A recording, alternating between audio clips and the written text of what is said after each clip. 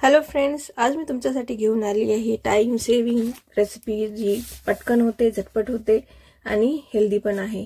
चला तर बघूया आज मी कोणती रेसिपी घेऊन आली आहे तुमच्यासाठी। बजी बबल्स मध्ये तुम्हा सगळ्यांचं स्वागत आहे। आज मी तुमच्यासाठी घेऊन आली आहे time saving recipe easy sandwich making. Sandwich साठी बनवायला फक्त 10 मिनिटं लागतात। सकाळची जी गडबड चालू असते त्यामध्ये तुम्ही फटाफट हे सगळ्या गोष्टी करू शकतात। DIY सीरीजचा आज माझा 15वा एपिसोड आहे आणि चला ही टाइम सेविंग रेसिपी मी तुमच्याबरोबर शेअर करत आहे। यासाठी काय लागणार आहे, कांदा, गाजर, टोमॅटो, काकडी आणि तुम्हाला जे आवडत असेल तुम्ही त्या गोष्टी इथे कन्सिडर करू शकतात, लिमिट नाही। त्याचबरोबर तुम्हाला ज्या भाज्या आवडत असतील, जे मसाले आवडत असतील त्या सगळ्या गोष्टी इथे तुम्ही वापरू शकता। एका बाउल मध्ये मी या सगळ्या गोष्टी एकत्र करून घेतलेल्या आहेत। कांदा, टोमॅटो, गाजर, कोथिंबीर, नंतर काकडी, तुम्ही इथे बटाटा पण घालू शकतात। त्यावरून टाकायचा आहे चाट मसाला, थोडंसं लाल तिखट, लिंबू आणि या इथे पण मसाले जे वापरणार आहेत ते तुम्ही तुमच्या आवडीनुसार वापरायचे। लहान मुलांना बनवत असाल तर कमी तिखट, मोठ्यांसाठी बनवणार असाल तर तुम्ही जास्त तिखट वापरू शकता।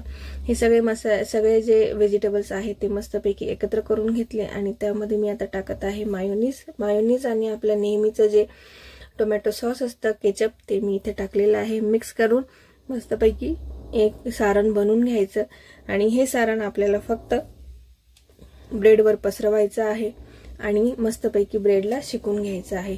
जर तुमच्याकडे टोस्टर असेल तर तुम्ही ही गोष्ट जी आहे टोस्टर मध्ये सँडविच बनवू शकता। सँडविच मेकर असेल तरी सुद्धा चालतं। इथे तुम्ही ऑरिगॅनो, चिली फ्लेक्स, जिरा पावडर, काळी मिरी पावडर या अशा सगळ्या गोष्टी ज्या आहे ज्या टेस्ट एनहान्स करतात त्या गोष्टी तुम्ही टाकू शकतात आणि आपलं सँडविच जे आहे ते छानपैकी टेस्टी बनवू शकतात।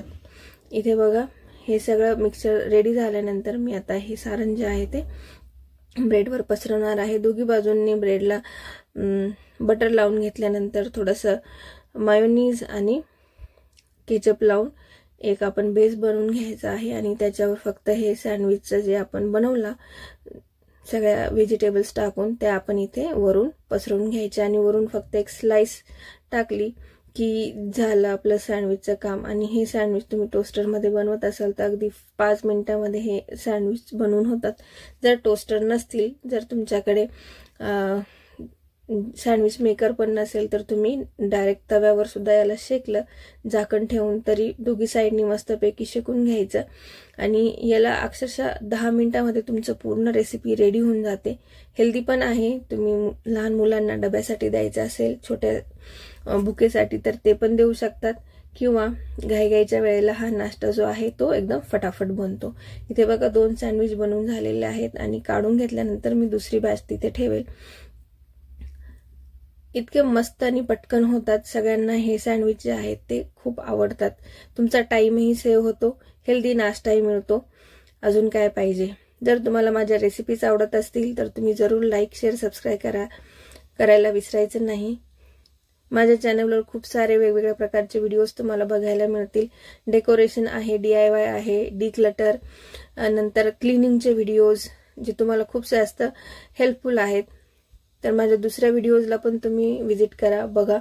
तुम्हाला आवडला व्हिडिओ तर चॅनलला नक्कीच सबस्क्राईब करा। आपल्या फ्रेंड्स फॅमिली बरोबर शेअर करायला विसरू नका। आणि तुम्हाला ही सँडविचची रेसिपी कशी वाटली, तुम्ही काय याच्यात ऍड करू शकतात आणि तुम्ही माझा व्हिडिओ जो आहे तो कुठून बघतात जरूर कमेंट करा। आवडला असेल तर चॅनलला लाईक, शेअर, सबस्क्राईब करायला विसरू नका। मी या सगळ्या कॉन्टेंट बरोबर बुक समरी पण शेअर करत असते।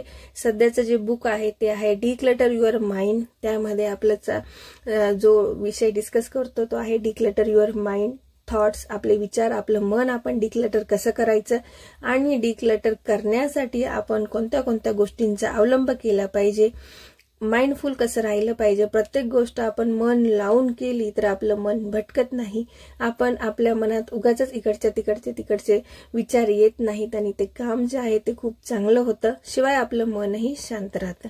जर तुम्हाला माझी बुकची समरी आवडली, रेसिपी आवडली, कॉन्टेंट आवडला तर चॅनलला लाईक, शेअर, सबस्क्राईब करायला विसरायचं नाही। चलूया भेटूया नेक्स्ट व्हिडिओमध्ये।